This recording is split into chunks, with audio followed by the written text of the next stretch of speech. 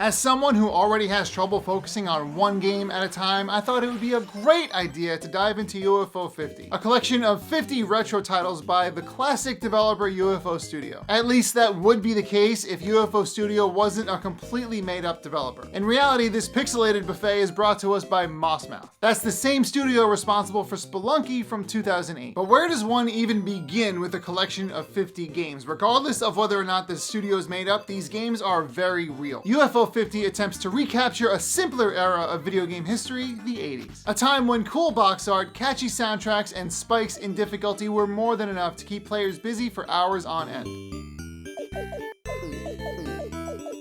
And UFO 50 does this by celebrating the imagined history of the beloved UFO studios. And oddly enough, this homage to a fake game developing studio feels nostalgic in its own way. And given how flushed out each of the 50 games in UFO 50 are, this collection could just as well pass for the real deal. With almost every genre covered, 25 of these games being multiplayer, how could anyone approach this treasure trove without getting instantly overwhelmed? And while the games are presented to you in their fabricated release order, there's no need to play them chronologically. As a matter of fact, the game selection tool lets you sort the games in different ways. In spite of that, most players will likely start with Barbuda because that's where the game's cursor starts you off. Barbuda is a dungeon crawler that feels like a parody of the genre. Playing this game is almost painful given how slow and weak the main character is. Barbuda feels like the kind of game that flowed directly from the game designer's mind right onto the cartridge with no pause in between. It's the kind of experience where you sit there and you ask yourself, did anybody playtest this game before it released? But games like this in the 80s felt revolutionary because we were finally walking around a castle. That's amazing. We didn't ask any questions and we honestly had nothing else to compare these games to, so we just took them for what they were. But even still, Barbuda is not at all unplayable. As the first taste of what UFO 50 has to offer, Barbuda exists to remind you that you have 49 other titles to try out. And since Barbuda's clearly a bit of an acquired taste, you can always come back to it later. As you start to sample the other games in UFO 50, you start to realize that the best parts of this collection aren't hidden between one or two games. Instead, there's magic generously applied to each of the titles in this collection. Bug Hunter is a surprisingly deep tactics game, while Ninpek is a fun action platformer. Fans of either genre will almost instantly enjoy these games, but not every player will enjoy them both equally. UFO 50's sprawling library covers so much ground, but it digs its heel into every step. This makes it almost impossible to recommend just one or two games from the entire collection. If you're looking for a fun 2D golfy game with robots, then look no further than Ping Golf. Or maybe a teleporting tank is more your speed, then try out Warp Tank. But if Samurai Tennis sounds fun, then you should play Bushido Ball. So trying every game in UFO 50 is the best course of action here, but these aren't mini games, they are full course meals. A few of the games in UFO 50 have their claws in me, but none of them sink deeper than those of Mooncat. It's a very odd platformer where you control a blob creature with legs. But the main character isn't the only thing that makes this game weird. Instead, it was Mooncat's controls that both frustrated me and surprised me. Since experiencing what it's like to play Mooncat is more than half the fun, I'll let you discover the controls for yourself. Just know that they're nothing like a traditional platforming game. So much so that I nearly wrote Mooncat off as a game that just wasn't for me. But something about its awkward setup intrigued me to keep going. I think I viewed it as a challenge to master this game's controls since I love 2D platformers. And as I started successfully navigating each area in Mooncat, I became compelled to see just how far I could get. And before I knew it, I was up against what wound up being this game's final challenge. And even after finishing Mooncat, which by the way turns the game's disc gold on the selection screen, it turns out that I only experienced half of the rooms that the game has to offer. So there are still secrets in this game that is one of 50 in UFO 50's library. UFO 50 initially presents itself as a quirky callback to the 80s era of gaming. However, it quickly becomes clear that nostalgia isn't the only thing that UFO 50 is going for. UFO 50 gives players 50 separate chances to experience something new and memorable in spite of the fact that it's referencing a very retro period. Whether it's a game that feels familiar or one that presents fresh ideas, there's something here for everybody. Playing all 50 games in UFO 50 isn't required to enjoy the game, but it's likely that you're going to be compelled to do so anyway. And for those who want to get the most out of UFO 50, you can master all of the games, get all their secrets, and you're rewarded with some flashy cosmetics. And on top of that, there's a super secret story about UFO Studio that needs to be unlocked, finding very niche hints in the game. You can access a terminal where you can input secret codes, and you've got to find those codes throughout UFO 50. And so far, the community has gotten pretty far in finding what seems to be most of UFO 50's secrets, but there's a good chance that there's more to be found. What's funny is that I didn't do too much research on UFO 50 before buying it for myself. I heard there was buzz on the game, I wanted to cover it for the channel, but I didn't know what I was getting into. But the thing that sold me on UFO 50 originally was the box art. And box art is exactly what sold games before we had the internet to tell us which games were good and which ones were bad. So above all else, I think one of the best parts of UFO 50 is just finding a random game based on its title and its box art and trying it out. That's also why I haven't tried every single game in the collection myself. Now that I know just how deep each of these games has the potential to go, I'm excited to be surprised. So what do you think of UFO 50? Is this the kind of collection of games that you could see yourself enjoying, or is 50 games just too many games? And if you're already playing UFO 50, do me a favor and let me know in the comments which game I should try next in this collection. If you liked the video, make sure you like the video, and if you really like this video and you want to see more of this, then make sure you subscribe to my channel. We talk about retro games, indie games, retro indie games, apparently. If that's the kind of thing you're into, then we're gonna get along just fine. With all that being said, thank you very much for letting me talk your ear off about UFO 50, and I will see you in the next video.